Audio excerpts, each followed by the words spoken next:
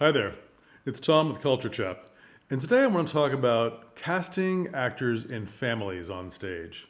So, what I've noticed recently is that a lot of people are doing classical plays, which is great. Shakespeare, Jane Austen, there's no playwright to pay, so it's cheaper for them. Unless you're doing a translation of Jane Austen or somebody else or Mary Shelley that a playwright has translated and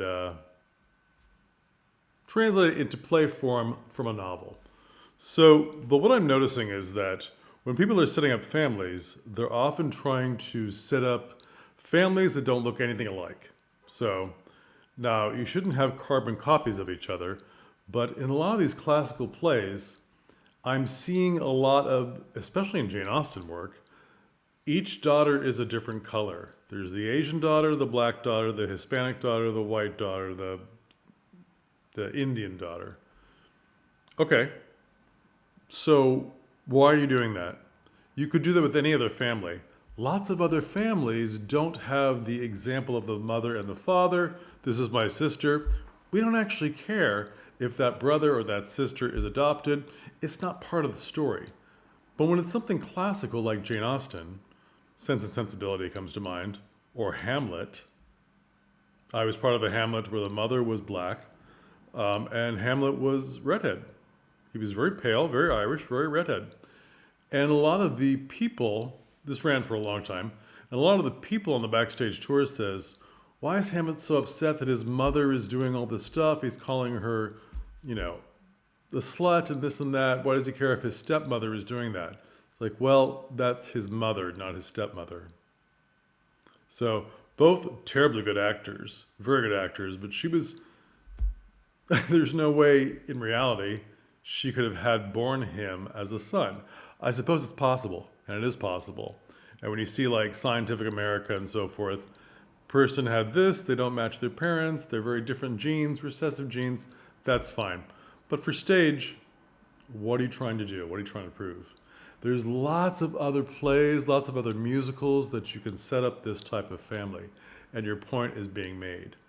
But if it's a classical piece, especially heightened language, now Shakespeare is heightened language. It's not the English we speak every day.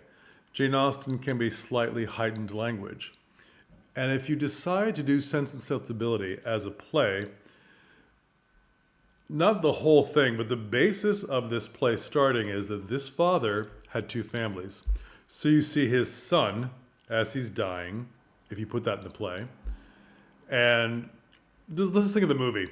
In the movie, the father is dying. He tells his son, who's the firstborn, because of my estate and the way it's set up, I can't give any money, that much money to the girls, and I worry about them, my second family.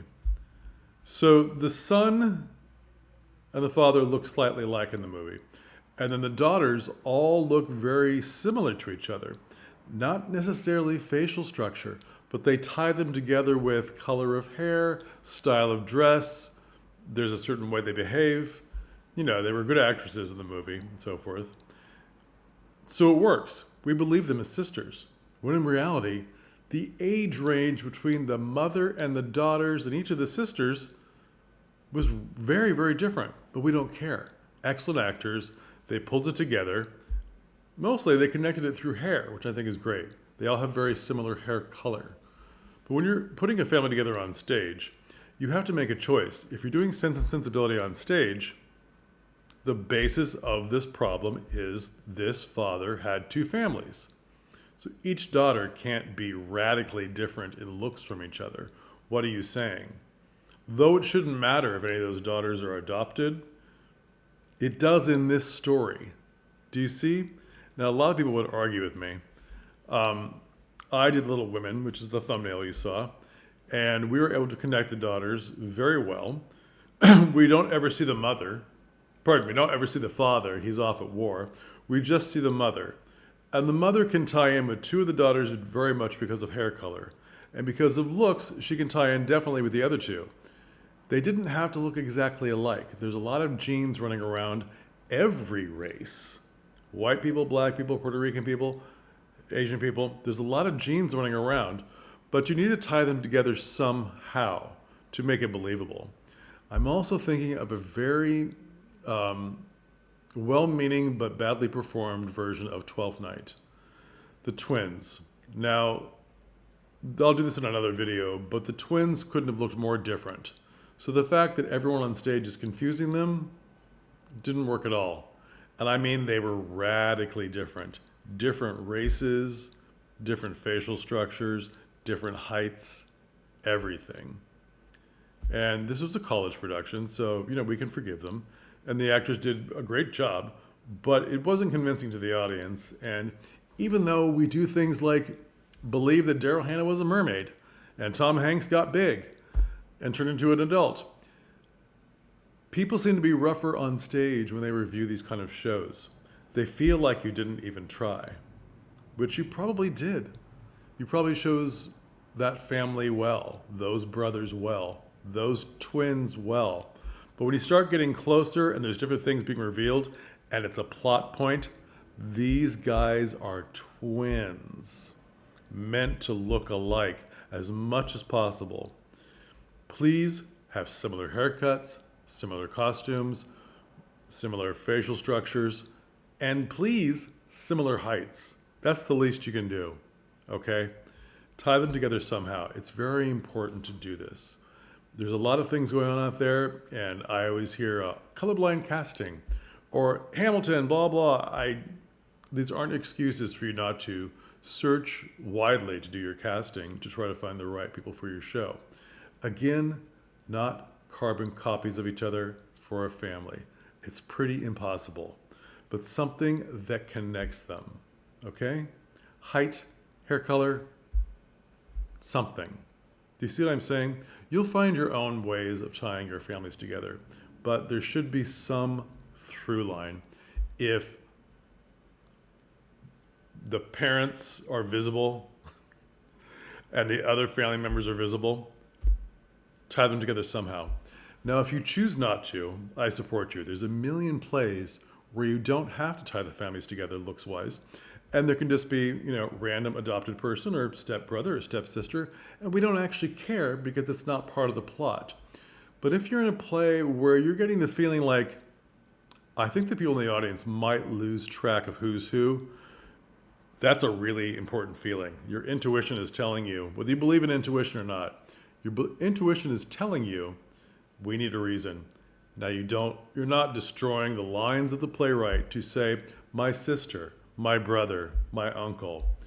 You're saying their name, you're saying this or that. Just add that in and a few things. Oh, my sister. Oh, my this. Instead of saying, oh, Deborah, she's such a problem. Oh, my sister Deborah, she's such a problem. You're not destroying the text, you're just adding in, and you're reminding the audience that this person who looks radically different than you do is still your family. Adoption is a beautiful thing. I grew up in a place where there were many adopted people due to wars, And I mean, there's a lot of people that came from World War II to San Francisco that had lots of children, and they never actually birthed any children. It's none of my business. Adoption is a beautiful thing. And I don't know their stories, and I don't need to. And like on stage, you don't know their stories, and you don't need to, unless it's a plot point.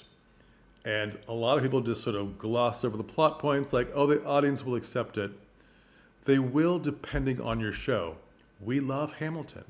We accept that they are those colors, and that's fantastic, and those backgrounds, and that's great.